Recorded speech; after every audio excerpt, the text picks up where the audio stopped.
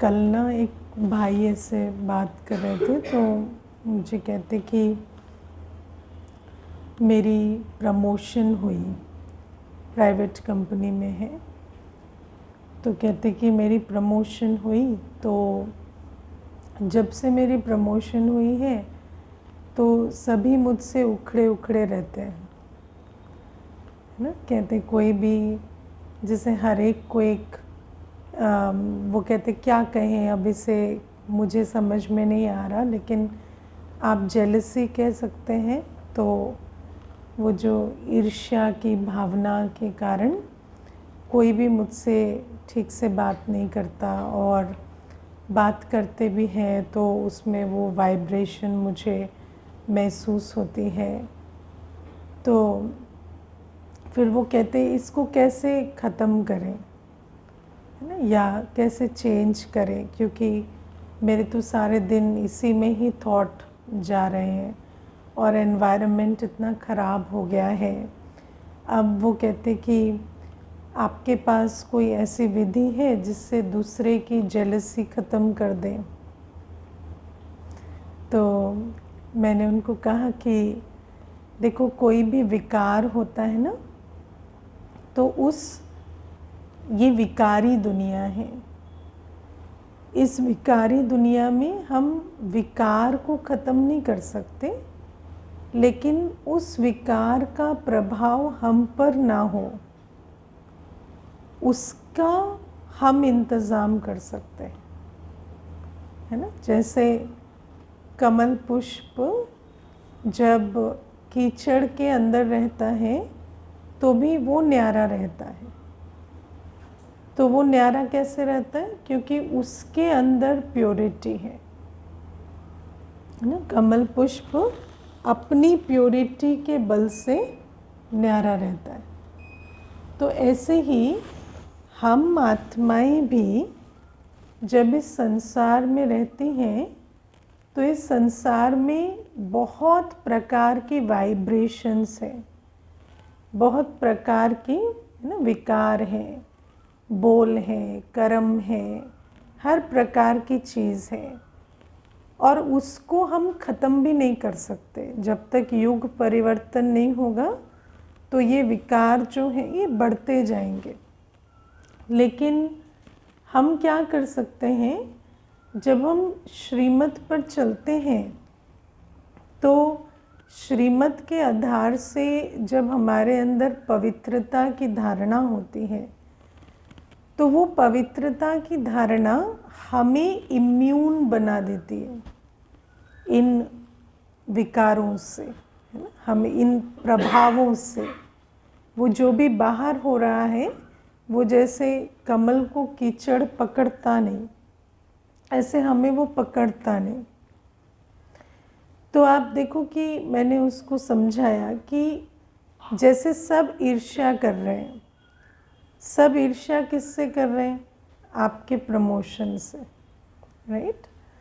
लेकिन आप भी तो सारे दिन याद कर रहे हैं ना, मेरा प्रमोशन हुआ, मेरा प्रमोशन हुआ, मेरा प्रमोशन हुआ, है ना। तो आपके अंदर भी तो वो नशा चढ़ा हुआ है ना कि मेरा प्रमोशन हुआ। तो वो जो नशा है जो आपके अंदर चढ़ा हुआ है वो उस वाइब्रेशन के साथ रिएक्ट करता है।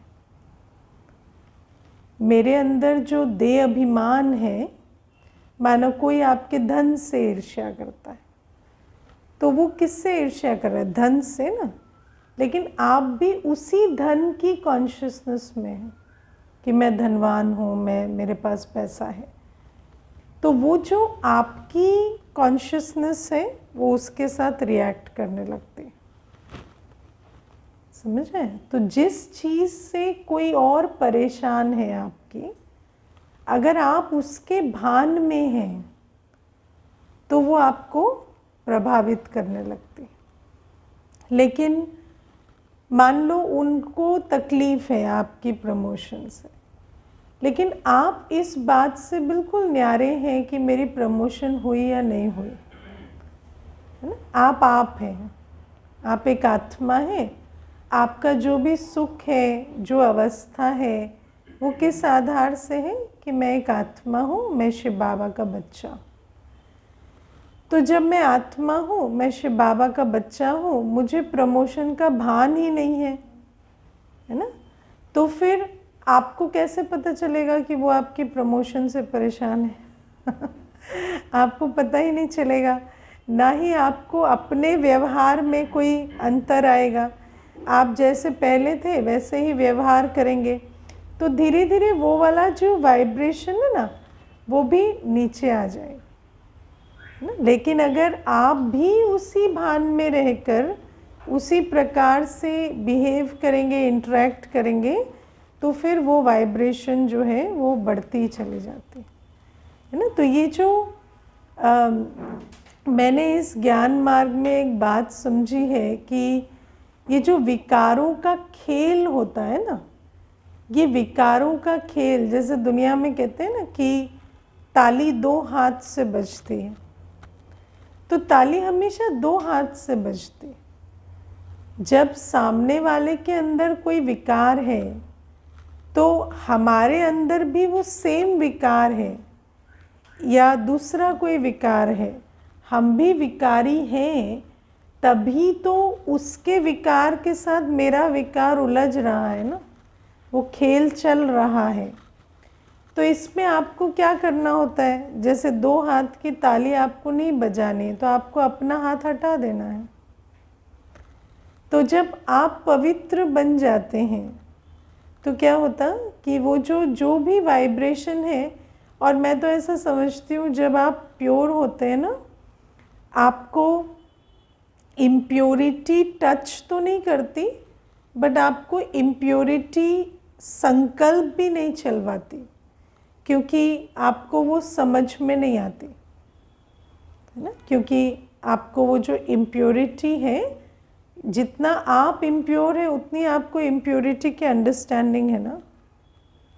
अगर सब कुछ तो अनुभव से ही है, तो जैसे जैसे आप पवित्र बनते जाते हैं, आप दूसरे की इम्प्योरिटी को समझते भी नहीं हैं, है ना। तो आप उस पर संकल्प भी नहीं चलाते, और आप प्योरिटी को, जैसे मैं कभी कभी योग में सोचती हूँ ना, कि मैं हमेशा क्लास में कहती हूँ कि प्योरिटी बहुत सूक्ष्म है, और प्योरिटी शायद सबसे मुश्किल है समझना, विजुअलाइज करना। लेकिन प्योरिटी को अगर आप देखेंगे ना, तो एक जैसे प्योरिटी लाइट की तरह है ना। जैसे अभी इस कमरे में प्रकाश है, तो इस प्रकाश से तो कोई भी पार हो सकता है ना, कोई भी उसमें हिंड्रेंस नहीं होती। ऐसे जहाँ प्योरिटी होती है ना, वहाँ कोई भी एनर्जी आप निकल जाएगी, आपको कोई और एनर्जी आपको बाधा नहीं बनाएगी ना। कोई एनर्जी ब्लॉक नहीं होगी, कोई एनर्जी आपको तंग नहीं करेगी, स्टक नहीं बनाएगी। तो इतनी प्योरिटी लाइट होती है कि उस लाइटनेस से, उस लाइट से सब कुछ जैसे एकदम फ्री फ्लो हो सकता है। कोई भी आपके आसपास कोई वाइब्रेशन है तो वो आपसे टकराएगी नहीं, वो जैसे कहते हैं ना, परिवर्तन होकर चली जाएगी। तो शिव बाबा हमें कहते हैं कि मैं तुम्हें ऐसी ऊंची पढ़ाई पढ़ा रहा हूँ जिससे तुम 21 जन्मों के लिए तकदीर बना लेते हो।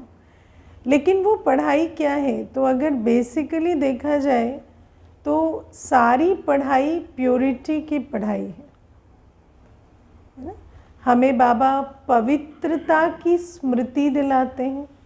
सारा ज्ञान क्या है, प्योरिटी की स्मृति का ज्ञान है कि मुझ आत्मा, मैं आत्मा परम धाम में कैसे पवित्र हूँ, सतयुग में कैसे पवित्र हूँ। तो या मेरा बाबा पवित्रता का सागर है, या सृष्टि का आदिकाल कितना पवित्र था। तो बाबा कहते कि स्मृति हमें बाबा पवित्रता की दिलाते हैं, और जब तक हम बाबा के पास नहीं आते तो हमें पवित्रता का कोई आइडिया नहीं होता है ना। हम पवित्रता शब्द सुनते हैं, मुझे याद है कि ये पवित्रता शब्द जो है ये कई बार जब क्लास करने कोई भाई बहनें आते हैं ना, तो शांति सुनते हैं तो ठीक है कहते हैं, प्योरिटी सुनते हैं तो कहते हैं ये क्या है, ये इससे आपका क्या मतलब है, या तो ये भी सुनकर आए होते हैं कि भाई बहन बना देते हैं तो शायद इसलिए पूछते हैं लेकिन जो भी है तो पवित्रता पर हमेशा पूछते हैं कि ये प्योरिटी क्या चीज़ है जिसकी आप बात कर रहे हैं। क्यों? क्योंकि प्योरिटी क्या होती है, निर्विकारीपना क्या होता है, वो दुनिया में हमें कोई आइडिया नहीं था। तो बाबा हमें सबसे पहले स्मृति जगाते हैं कि तुम सतयुग में भी कैसे पवित्र थे, परमधाम में भी पवित्र थे। और फिर बाबा कहते मैं पवित्रता का सागर हूँ, और बाबा कर्म क्षेत्र पर आकर करण करावनहार बनते हैं, है ना। तो पवित्र कर्म कैसे होते हैं वो शिव बाबा ब्रह्मा बाबा के द्वारा दिखलाते हैं, सिखलाते हैं, है ना। पवित्र कर्म सिखलाते हैं बाबा, क्योंकि दुनिया में हम क्या सोचते हैं कि जहाँ काम क्रोध लोभ मोह अहंकार नहीं, वहाँ तो काम ही ठप हो जाएगा, क्योंकि और तो कोई मोटिवेशन ही नहीं है काम करने के लिए। लेकिन प्योरिटी के साथ कैसे कार्य किया जाता है, निस्वार्थ कार्य क्या होता है, निर्विकारी कार्य क्या होता है। अब निस्वार्थ क्यों कह रही हूँ? क्योंकि ये जो पांचों विकार हैं ये किसी न किसी रूप से क्या है, स्वार्थ का रूप है ना। मुझे कहीं पे इंद्रिय सुख मिले, कहीं पर ईगो बूस्ट हो, कहीं पर मुझे इमोशनल फुलफिलमेंट मिले, तो इस प्रकार से स्वार्थ का रूप है। लेकिन बाबा ने हमें मंगता से दाता बनना सिखाया, है ना। बाबा ने हमें मंगता से दाता बनना सिखाया, वो भी प्रैक्टिकल कर्मों में, है ना। बाबा ने हमें ब्रह्मा बाबा के द्वारा एक एग्जाम्पल सेट किया। करण करावनहर बाबा शिव बाबा ब्रह्मा बाबा के तन में बैठे और उन्होंने क्या सिखाया ब्रह्मा बाबा के तन से, कि निस्वार्थ पवित्र कर्म कैसे होते हैं, ना। निस्वार्थ पवित्र कर्म कैसे होते हैं। तो एक आत्मा 3:30 बजे, 3 बजे, 2 बजे उठती है ना, इसलिए नहीं कि उसको कुछ चाहिए, इसलिए कि उसको अपने बाबा की याद में बैठना है। प्यार से उठते हैं, ज़रूरत से नहीं उठते, है ना। हम आज तक कैसे उठते हैं? ज़रूरत से उठते हैं। लेकिन बाबा कहते कि मैंने प्यार से तुम्हें उठना सिखाया, हर कर्म प्रेम से करना सिखाया, सेवा भावना से करना सिखाया, विश्व कल्याण की वृत्ति से करना सिखाया, स्वार्थ सिद्धि से परे कर्म कैसे होते हैं वो बाबा ने हमें सिखाया, है ना। और आप सोचो कि जब विश्व कल्याण की वृत्ति से कर्म होने लगे तो कितना उसमें कोलाहल मचा। क्यों मचा? क्योंकि मनुष्य के लिए नई बात है, तो मनुष्य समझ नहीं पाता कि ऐसा कैसा कर्म होता है जो कुछ चाहिए नहीं पर कर्म है ना। तो ब्रह्मा बाबा भी जैसे इतनी बड़ी, है ना, जैसे सारे भाई बहनें आने लगे और भट्टी बनने लगी, तो सबको क्या लगा? बहुत लांछन लगाए, क्योंकि सब क्या सोचते हैं कि विकारों के वश ही कोई इतना मोटिवेटेड होता है, उसके अलावा तो होता नहीं। तो बाबा ने हमें प्रैक्टिकल पवित्रता की स्मृति दिलाई, पवित्र कर्म सिखाए, पवित्रता की विधि बताई कि जिसको तुम याद करोगे उसके जैसे बनोगे। तो इसीलिए तुम मुझे याद करो और वर्षे को याद करो, क्योंकि सुखधाम भी पवित्र है, घर भी पवित्र है और बाबा भी पवित्रता का सागर है। तो बाबा कहते तुम मुझे याद करो, वर्षे को याद करो, घर को याद करो, तो तुम्हारे अंदर प्योरिटी की जो जागृति होगी। तो बाबा हमें ये जो ज्ञान योग धारणा सेवा सब कुछ सिखाते हैं। धारणा क्या है? पवित्र कर्म करना। भोजन खा रहे हैं लेकिन अशुद्ध नहीं खा रहे, है ना। बाबा कहते हर कर्म करो, कर्म की मनाही नहीं है। बाबा ने कहीं नहीं कहा कि निवृत्ति मार्ग है तुम्हारा, तुम घर बार छोड़ दो, लेकिन बाबा कहते घर बार में रहते विकार छोड़ दो, है ना। तो बाबा ने हमें हर चीज़ में कर्म सिखलाए। बाबा कहते मनोरंजन भी करो, पार्टी भी करो, है ना। कितनी पार्टियाँ होती हैं ना, जितना जितना ब्राह्मण परिवार में मिलना जुलना होता है, भोग होता है, पार्टी होती है, ब्रह्मा भोजन होता है, उतना तो कहीं भी नहीं होता। लेकिन बाबा कहते वो किस रूप से होना चाहिए, रूहानियत के साथ, शुद्धता के साथ, है ना। तो लेकिन आजकल दुनिया में क्या है, आजकल तो अगर कोई पार्टी दे रहा है और उसमें कोई विकार व्यसन नहीं है तो कहेगा बहुत फीकी रही, है ना, क्योंकि विकारी आत्मा को इतना ही आता है। तो बाबा हमें कहते कि ये जो पवित्रता का जो मैं तुम्हें ज्ञान देता हूँ, पवित्रता की स्मृति दिलाता हूँ, पवित्र बनने के लिए योग की विधि समझाता हूँ, जीवन का हर अंग पवित्र बने, हर कर्म पवित्र बने, उसके लिए जो धारणाएं सिखाता हूँ, और चौथी सबसे इम्पोर्टेंट सब्जेक्ट पवित्रता में की दुनिया में वापस लौटने के लिए, है ना, सुख धाम जाने के लिए हमें बाबा सेवा सिखाते हैं। अब जो मैंने आपको पहले एग्जाम्पल दिया कि ये जो विकारों का खेल है ना, कामी के साथ काम की वाइब्रेशन। देखो जैसे अब सारी दुनिया में तो कामी भरे पड़े हैं, लेकिन उनका काम विकार हमारी प्रॉब्लम नहीं है। हमारी प्रॉब्लम क्या होता है, हमारी इम्प्योरिटी, है ना। और उससे क्या होता, हमारी इम्प्योरिटी उनकी इम्प्योरिटी के साथ रिएक्ट करने लगती, और उस रिएक्शन में बहुत समय जा रहा है, बहुत संकल्प जा रहा है ना।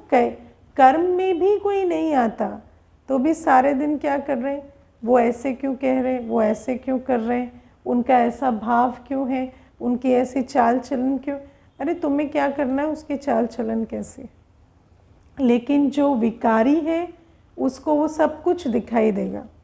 उन्होंने ये शब्द गलत कहा, उन्होंने ये जेस्चर गलत दिया, तो आपको उससे क्या करना है ना। और फिर आप क्रोध करेंगे, या तो आप आकर्षित होंगे या आप क्रोध करेंगे या जो भी करेंगे, लेकिन उसमें आपका थॉट टाइम एनर्जी वेस्ट हो रहा है। लेकिन आपके अंदर प्योरिटी है तो आपको क्या फ़र्क पड़ता है किसी की इम्प्योरिटी से, है ना। आप अपनी प्योरिटी में, तो आपका जो टाइम एनर्जी थॉट है वो वेस्ट नहीं होता, वो दूसरे की इम्प्योरिटी से रिएक्ट करने में नहीं जाता, है ना। कोई क्रोधी है, अब कोई क्रोधी है तो आप उसमें क्यों फंसे पड़े हो, आपका ड्रामा है, आपको 8 घंटे उस क्रोधी के आसपास रहना है। उस ड्रामा को आपको एक्सेप्ट करके क्या करना है, आप अपना कर्म करो। लेकिन हम क्या कर रहे हैं, हम अपना काम ना करके उस क्रोधी के क्रोध में फंसे पड़े। वो ऐसा क्यों कर रहा है, वो वैसा, अरे वो क्रोधी है, वो ऐसा ही करेगा, जो जैसा है वो वैसा करेगा। पर हमारे अंदर जो देह अभिमान है उस कारण से हम उसमें फंसे पड़े ना। उसको तो गुस्सा आ रहा है, पर वो जो कह रहा है उससे आपको भी तो आ रहा है। और आप किस बात से परेशान है, उसके गुस्से से या आपके गुस्से से, अपने गुस्से से। तो बाबा हमें कहते हैं ये जो प्योरिटी है ना, इस प्योरिटी से क्या होता है, हम ये जो सारे दिन ये खेल खेल रहे हैं ना, सारा कलयुग क्या है, एक ईगो दिखाता है तो दूसरा कहता है अरे तुम बहुत बड़े हो क्या, मैं तुमसे भी बड़ा हूँ, मैं दिखाता हूँ तुम्हें, है ना। फिर वो कहता है अच्छा तुमने ये किया ना, अब मैं ये करके दिखाता। सारी जीवन मैंने भाइयों को देखा है, सगे भाइयों को, सारी जीवन ईगो का खेल खेलते रहते, सारी जीवन तुमने ये किया मैं ये करके दिखाता हूँ, तुमने वो किया मैं वो करके दिखाता हूँ। सारी जीवन मैंने 2 भाई, एक बार एक भाई आया तो कहता मेरा भाई जो है ना, मैं गाड़ी खरीदता हूँ वो उससे बड़ी गाड़ी खरीद लेता है। फिर मुझे उससे बड़ी खरीदनी पड़ती है। मुझे कहता वो मुझे उससे बड़ी खरीदनी पड़ती है। फिर मैंने फिर उनको भी पड़ती होगी, तो कहते हाँ। तो मैंने कहा बहुत अच्छा, आपकी वजह से बहुतों का प्रॉफिट हो रहा है वैसे, है ना, आप दोनों की ही वजह से। भाई तो आप अच्छे हैं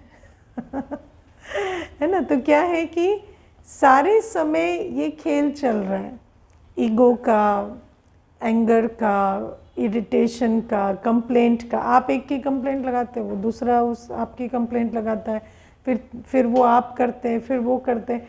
क्योंकि देखो लूप होल्स तो सबके अंदर है। तो एक बार ये विकारों का खेल शुरू होता है ना, ये विकारों का खेल चलता रहता है ना। लोभ का खेल, मुझे उससे ज़्यादा चाहिए, फिर वो कहता है मुझे इससे ज़्यादा चाहिए, इस प्रकार से वो चलता रहता। तो बाबा हमें कहते हैं कि जब तुम इस खेल से एग्जिट ले लेते हो ना, है ना, देखो आप सफ़ेद कपड़े पहन लेते हो, खेल से एग्जिट हो गया। कौन से खेल से? आपकी ड्रेस मेरी ड्रेस से अच्छी है ना, उस खेल से एग्जिट हो गया। क्योंकि पहले क्या है कि आपकी ड्रेस मेरी ड्रेस से अच्छी है, वो खेल चलता रहता। फिर आप वाइट साड़ी पहन लेते हो, फिर कोई पूछता ही नहीं कि आपकी ड्रेस अच्छी भी है या नहीं है। आप अच्छे बुरे दोनों की कैटेगरी से निकल गए। फिर वो कहते हैं इनका तो छोड़ो, इनके साथ कोई कंपैरिजन नहीं, ये अलग है, ये अलग है, मतलब आप उस खेल से निकल गए ना, आप उस खेल से निकल गए। आप सोचो बाबा के घर में जब साधु सन्यासी भी आते हैं, तो साधु सन्यासियों का भी क्या खेल चलता है, किसकी कुर्सी ऊंची है ना। कहीं भी बैठेंगे ना तो किसकी कुर्सी ऊंची है, वो खेल चलता है। लेकिन बाबा के घर में आते हैं तो बाबा के घर में 3 साइज की कुर्सियां ही नहीं है, सारी कुर्सियां स्टेज में सेम ही पड़ी है ना। और मुझे जैसा जो मैंने सुना है बड़ों की क्लासेस में कि प्रकाशमणि दादी जी ने जब पहली बार धार्मिक सम्मेलन हुआ तो हाथ जोड़ के कहा, है ना, सारे साधु संतों को कि हमारे यहाँ एक ही प्रकार की कुर्सी में हम बैठते हैं, तो आप उस बात को कृपया स्वीकार करें। तो फिर उन्होंने भी सहर्ष स्वीकार किया। तो ये होता है उस गेम से निकल जाना, ये जो सारा खेल है ना सारी दुनिया में, क्योंकि वो जो खेल है वो चलता रहेगा। अब जैसे मधुबन में भी मैंने देखा जैसे 2 पॉलिटिकल पार्टी के सदस्य एक साथ आ जाते हैं, है ना, गेस्ट बन के। फिर क्या होता, उनको कौन सा कमरा दिया, हमारे को कौन सा कमरा दिया वो भी चलता है। तो वहाँ पर भी हम क्या करते हैं, सेम कमरे में ठहरा देते अब सेम कमरे में भी ठहरा देते, सिमिलर कमरों में भी। तो भी क्या होता कि मेरा पद उससे बड़ा है और उसको और मेरे को सेम साइज़ वाला कमरा दे दिया, तो फिर उसमें सेशन कराने पड़ते हैं उसमें सेशन कराते हैं। जैसे मुझे याद है एक ऐसे सम्मेलन में दीदी क्लास करा रहे थे, तो कहते कि हमारे पास जो है वो हमने अच्छे से अच्छा आपको प्रोवाइड किया, उससे ज़्यादा, है ना, हम माफ़ी चाहेंगे अगर कोई भी बात है। तो इस प्रकार से उस भावना को मर्ज किया जाता है, क्योंकि ये जो भावनाएं हैं ये, क्योंकि आए तो बाबा के घर हैं लेकिन फिर फंस के किस में रह जाएंगे, है ना, कमरे का साइज़ और बाथरूम का साइज़ और इन्हीं चीज़ों में फंस कर रह जाएंगे। तो बाबा हमें कहते हैं कि ये जो सारे दिन काम क्रोध लोभ मोह अहंकार का खेल चलता है ना, उस खेल से मैं तुम्हारा एग्जिट करा देता, है ना। दुनिया में क्या है कि आपने कितनी डिशेस बनाई, कितना, है ना, किस प्रकार का भोजन बनाया, उसका भी खेल चलता है। लेकिन यहाँ पर भोजन भोग हो गया, है ना, कि भोजन वाले खेल से कैसे निकलते हैं, भोग लगाना शुरू कर दिया ना, उस खेल से एग्जिट हो जाती है। ये भोग है ना, जो भोग है उसको आपको प्यार से स्वीकार करना। ये इंद्रिय रस की बात ही नहीं है ना। तो जब कोई सेंटर पर आते भी हैं तो क्या होता, भोग है तो जो भी थाली में भोग आया प्यार से उनको स्वीकार करना होता है। वो भी उस भावना से स्वीकार करते हैं और हमारे अंदर भी ये संकल्प नहीं चलते कि भाई दुनिया के हिसाब से ये कोई बड़ा व्यक्ति आ रहा है या ये कोई ऐसे आ रहा है। सबको एक ही थाली में एक ही भोजन परोसा जाता है। मधुबन में हर एक को सेम भोजन है ना परोसा जाता है। किसी के लिए कोई स्पेशल डिश नहीं बनती, सब कुछ स्पेशल ही बनता है ना। सब कुछ स्पेशल है, सबको सेम परोसा जाता है। तो बाबा हमें कहते हैं ये जो इस चक्कर से जब हम निकल जाते हैं ना, ये प्योरिटी है। बाबा हमें इन चक्करों से निकाल देते हैं। बाबा हमें स्मृति दिलाते हैं, बाबा हमें योगी बनाते हैं, बाबा हमें धारणाएं कराते हैं। और उन धारणाओं में जो मुख्य चीज़ है वो ये है, हम इस 5 विकारों के खेल के चक्कर से निकल जाते हैं। और जब हम इस 5 विकारों के खेल के चक्कर से निकल जाते हैं तब क्या होता, तब हमारे पास सेवा करने की ताकत होती है, सेवा करने का समय, संकल्प, शक्ति होती। क्योंकि जो आत्मा विकारों के खेल में पड़ी हुई है ना, उसके पास तो टाइम नहीं है, उसका तो मन फ्री ही नहीं है। वो क्या मनसा सेवा करेगा, वो तो सारे दिन इसी में ही उलझा पड़ा है ना। उसके पास न धन है, क्योंकि अपनी मान शान बढ़ाने में जितना धन लगता है है ना, वो तो अंधा कुआं है, उसमें तो कभी कम ही कम पड़ता है ना। तो मैं देखती हूँ ऐसे भी लोग हैं जिनके 10-10, 12-12 मकान हैं, ताले बंद करके रखते हैं है ना, लेकिन वो 10-12 में से एक भी ईश्वरीय सेवा में दे दें, ऐसा नहीं होता। तो 10-12 मकान क्यों ताले बंद करके रखे हुए हैं है ना, मेरे पास है बस इस फीलिंग के लिए है ना, कि मैं 10 मकानों का मालिक हूँ या 12 मकानों का मालिक हूँ। फिर 12 क्यों, 13 होंगे, 30 होंगे, 300 होंगे, तो भी वो देह अभिमान जो है उसकी तो पुष्टि नहीं होने वाली ना। तो बाबा कहते हैं कि विकारी के लिए तो कभी भी तन मन धन पर्याप्त नहीं होता। और जो इस विकारों के खेल से निकल जाता है ना, उसको क्या चाहिए, बाबा कहते पेट क्या खाता है, 1 पाव रोटी है ना। उसको क्या चाहिए, खुश तो वो वैसे ही है, शांत तो वो वैसे ही है, उसको कुछ चाहिए ही नहीं। तो उसका सारा टाइम, थॉट, एनर्जी क्या है, फ्री है। वो फ्री ही फ्री है। उसको सारे दिन ऐसा लगेगा मेरे को काम ही क्या है वो फ्री है, तो क्या करेगा, वो सेवा करेगा। तो बाबा हमें कहते हैं, और सेवा से ही तो फिर भाग्य बनेगा ना। तकदीर कैसे बनेगी, तकदीर तो तब बनेगी जब श्रेष्ठ कर्म होंगे, सेवा होगी, विश्व कल्याण होगा। लेकिन वो विश्व कल्याण करने के लिए हमें पवित्र बनना पड़ता है, क्योंकि पवित्रता नहीं है तो हमारे पास कुछ है ही नहीं देने के लिए, क्योंकि हमारा तो सब कुछ विकारों के खेल में लगा पड़ा है ना। हमें देखो, एक भाई है, अकेला रहता है, मुझे कहता है मकान छोटा है, बड़ा मकान लेना है। मैंने बोला किसके लिए छोटा है, कहता है मतलब कोई आता है ना, अच्छा नहीं लगता। तो मैंने कहा कितनी बार आते हैं लोग, बोला महीने में कोई आ जाता है। मैंने कहा उस महीने भर में कोई आता है, उसके लिए आप अपना सिंगल कमरे को 4 बेडरूम फ्लैट बना देंगे और उसकी सफाइयाँ कराते रहेंगे उसका क्या पॉइंट है, कोई पॉइंट है। तो कहता नहीं, मेरी एक्चुअली पोजीशन बड़ी है ना, फिर सभी सोचते हैं कि, फिर मुझे कभी कभी कह देते हैं ये कंजूस है, ये ऐसा है, तो इस प्रकार से रहता है, तो मुझे बुरा लगता है। तो मैंने कहा तो उस बुरे लगने पे काम करो ना, मकान बड़ा करने से क्या होगा क्योंकि मैंने कहा जब मकान बड़ा कर लोगे, फिर कोई ऐसा भी कहने वाला मिलेगा अकेले रहते हो, इतना बड़ा मकान क्यों बना रखा है, तो फिर उसमें बुरा लगेगा। वो बात सुनिए ना, भक्ति में कहानी सुनाते हैं, कहते हैं शंकर पार्वती गधे को लेके जा रहे थे है ना, तो गधा चल रहा था, वो दोनों भी चल रहे थे। तो देखने वाले ने कहा देखो कैसे गधे हैं, है ना, दोनों, दो गधा भी चल रहा है, ये भी चल रहे हैं, एक बैठ क्यों नहीं जाते इसके ऊपर? तो उन्होंने सुन ली दुनिया की, फिर वो दोनों उस पे बैठ गए, गधे पे। फिर देखने वाले ने कहा कि दोनों गधे पे बैठ गए, मार दिया गधे को, है ना, ये कोई बात है? ऐसे कोई दो जन चढ़ जाते हैं एक साथ गधे पे? तो फिर उतर गए दोनों। फिर उन्होंने कहा चलो एक बैठ जाते हैं। तो पहले पार्वती जी बैठ गई।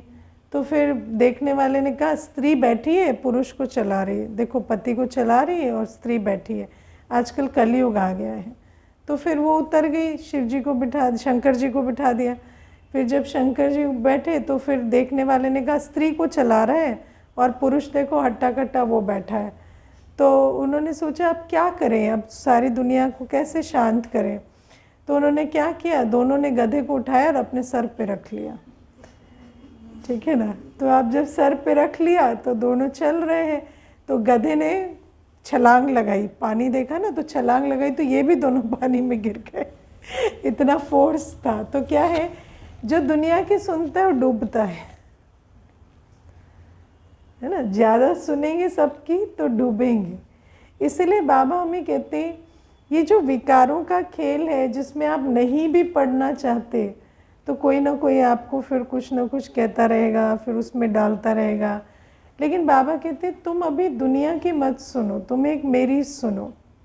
और तुम्हें ये समझना है कि अभी कौन सा समय चल रहा है।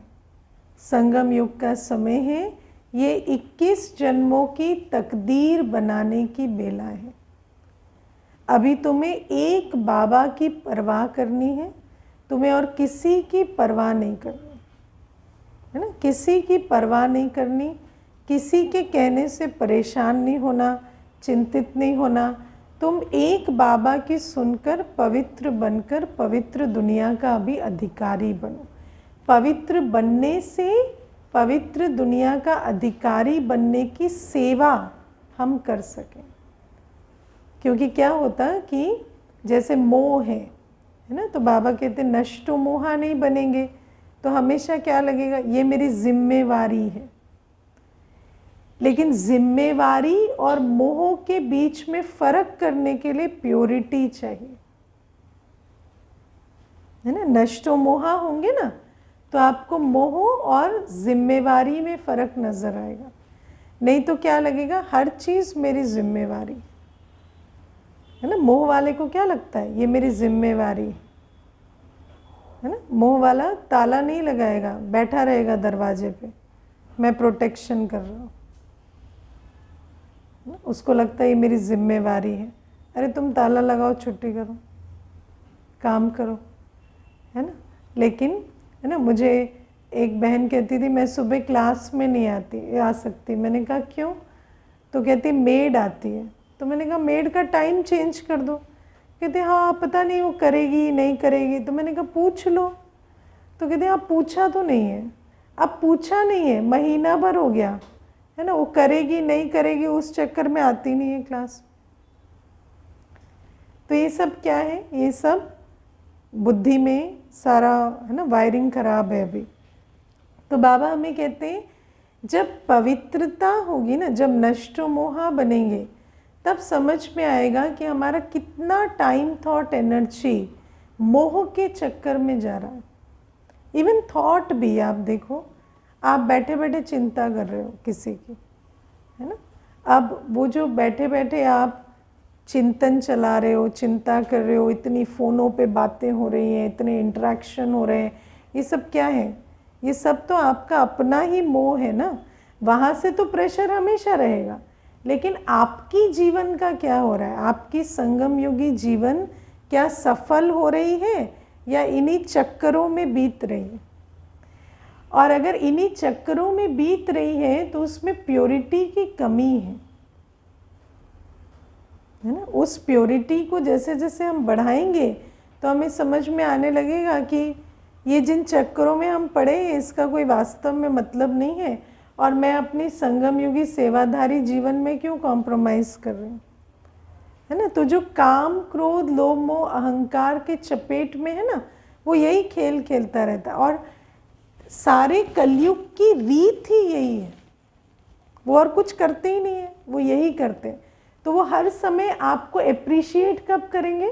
जब आप ये गेम खेलेंगे, है ना। जब आपको कोई 3 बार फ़ोन कर रहा है और आप उसको कॉल बैक करते रहेंगे, बात करते रहेंगे, उसके साथ एंगेज करते रहेंगे, तो व्यक्ति कहेगा हाँ आप बहुत सोशल हैं, आप बहुत अच्छे हैं, है ना। जैसे कई ऐसे भी होते हैं 1 घंटे में 3 मैसेज लिख देंगे, उनको तो कोई काम नहीं है, पर आप क्या करें, आप उन तीनों मैसेजेस का जवाब देते रहें।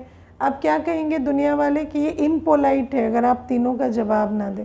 तो हम क्या करते हैं, एक में थम्स अप भेज देते हैं, एक में स्माइली भेज देते हैं, एक में रोज़ भेज देते हैं, काम खत्म, है ना। लेकिन और ज़रूरी नहीं कि तीनों में भेजो, कई बार आप उसको तो वैसे भी सारे दिन लिखते रहना है, तो रात को आप इकट्ठे एक रोज़ भेज देना, ठीक है ना। तो ये जो ये जो मोह है ना, उसमें हमें समझना होता है कि हमें कहाँ पर अपनी लाइन ड्रॉ करनी है, क्योंकि मनुष्य को तो कभी पूरा नहीं पड़ता। मनुष्य को तो लगता है आप हफ्ते में 3 दिन मिलने आते हैं तो भी कम है, 30 दिन 5 बार मिलने आते हैं तो भी कम है, और तो अगर कम ही है तो अगर आप 1 बार भी मिलेंगे तो भी वो कम ही रहेगा, तो इट इज़ ओके, ठीक है ना। तो बाबा हमें कहते हैं इसीलिए ये जो काम क्रोध लोभ मोह अहंकार का खेल है, इस खेल को सारी दुनिया एनकरेज करती है, और जैसे ही आप इस खेल से निकलने जाएंगे ना, तो वहाँ पर क्या होगा, आपको बहुत सारी बातें सुननी पड़ेंगी, है ना, बहुत सारे आप पर लांछन लगेंगे। लेकिन बाबा कहते हैं कलंक लगेंगे तो कलंगीधर बनेंगे, और बाकी दुनिया की सुनेंगे तो क्या होगा, सारा अपना जो समय शक्ति संकल्प धन है वो उसी पुरानी दुनिया में झोंकते रहेंगे, और हमारी जो संगम युगी चार्ट होना चाहिए, याद का चार्ट, सेवा का चार्ट, वो कहाँ, वो कुछ भी नहीं। तो बाबा हमें कहते सारे दिन में चार्ट मेंटेन करो, कितना मैंने याद किया बाबा को और कितनी सेवा की,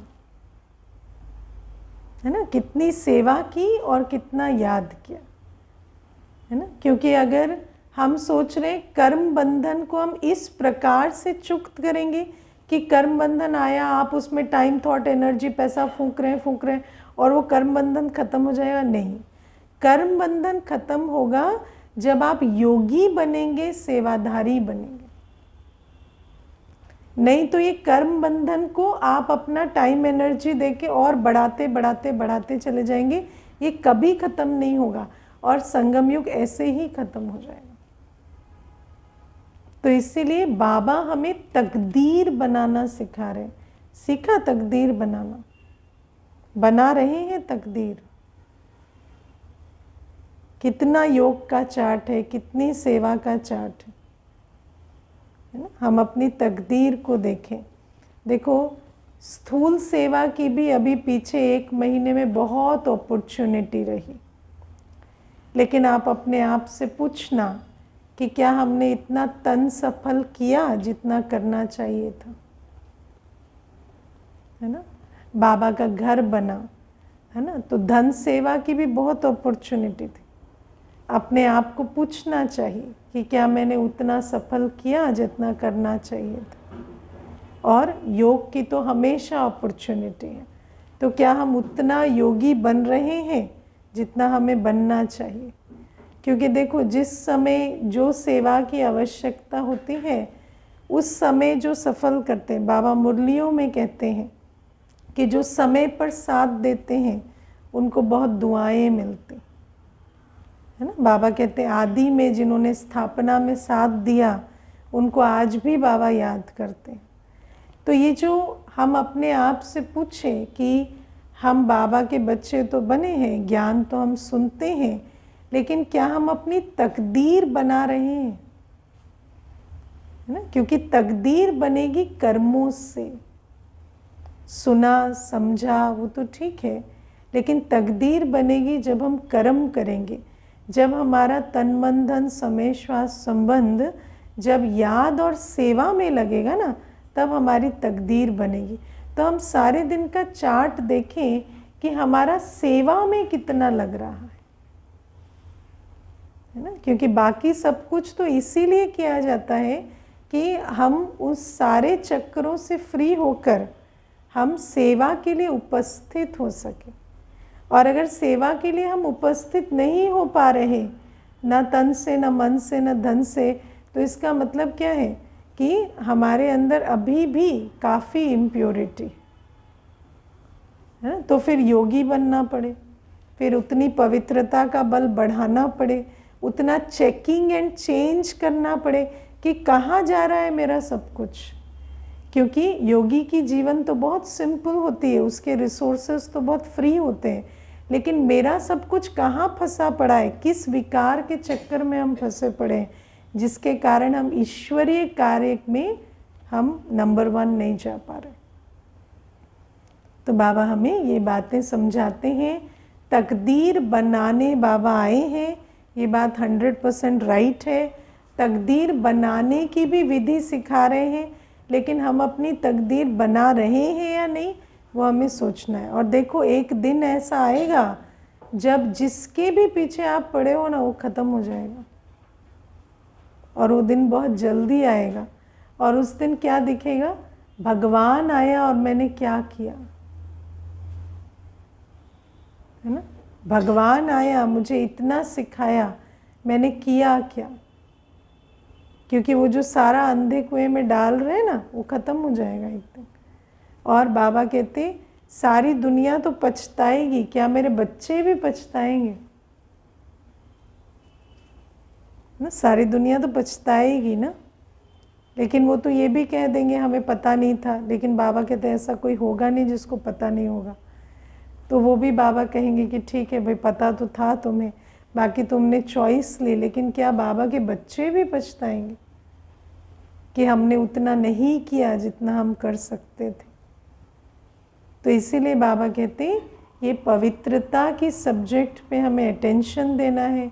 हमें देखना है कि क्या हम कलयुगी खेल में अपना सब कुछ गंवा रहे हैं, या संगम युग में श्रीमत पर चलकर अपना भाग्य बना रहे हैं, है ना।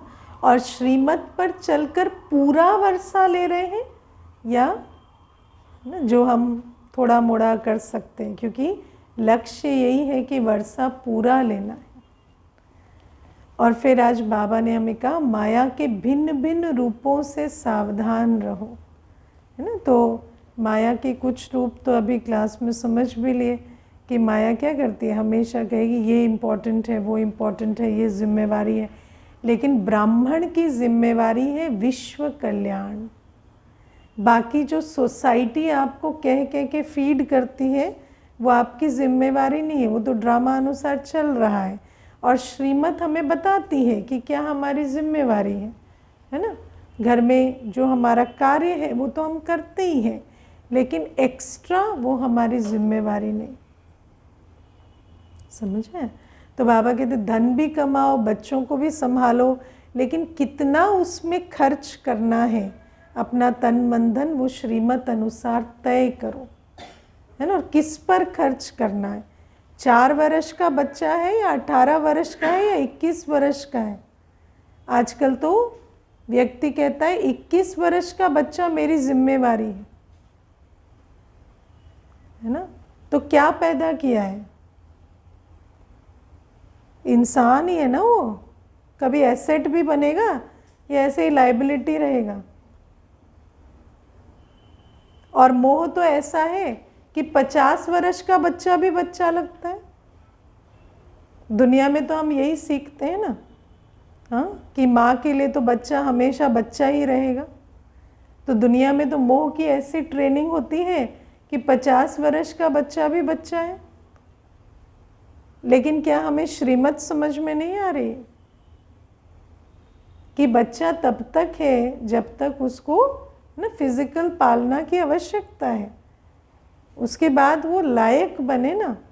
या क्या क्रिएट करना चाहते हैं आप? दुनिया में कहते हैं if you create a monster, वो मॉन्स्टर आपको ही तंग करेगा,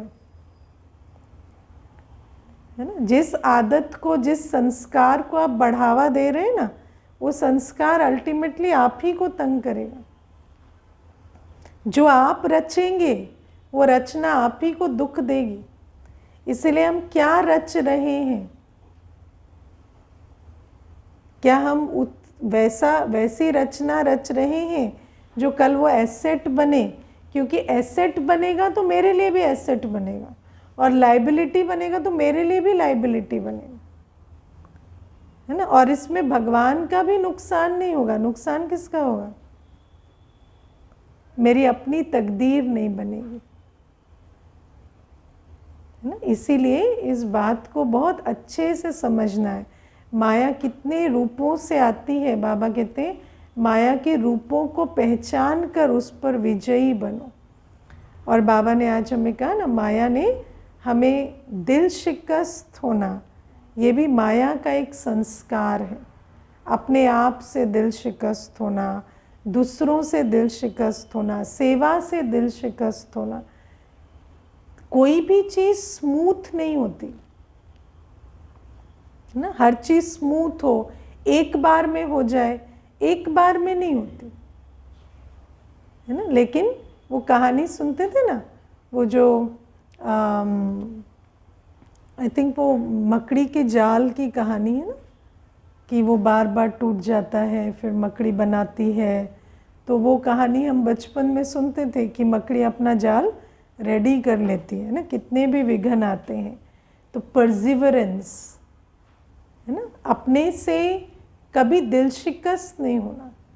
जब भगवान हमसे दिल शिकस्त नहीं होता, कभी मुरली में बाबा ने कहा अब बस, अब तुमसे ना हो पाएगा, है ना, बहुत हो गया तुम्हारे को, बहुत टाइम दे दिया, अब तुम्हारा नहीं लग रहा, अब दूसरे बैच को बुलाते। नहीं, जब भगवान हमसे दिल शिकस्त नहीं होता तो हम क्यों दिल शिकस्त हो जाए? अगर आज एक कमी पता चली तो आज काम करेंगे, क्या प्रॉब्लम?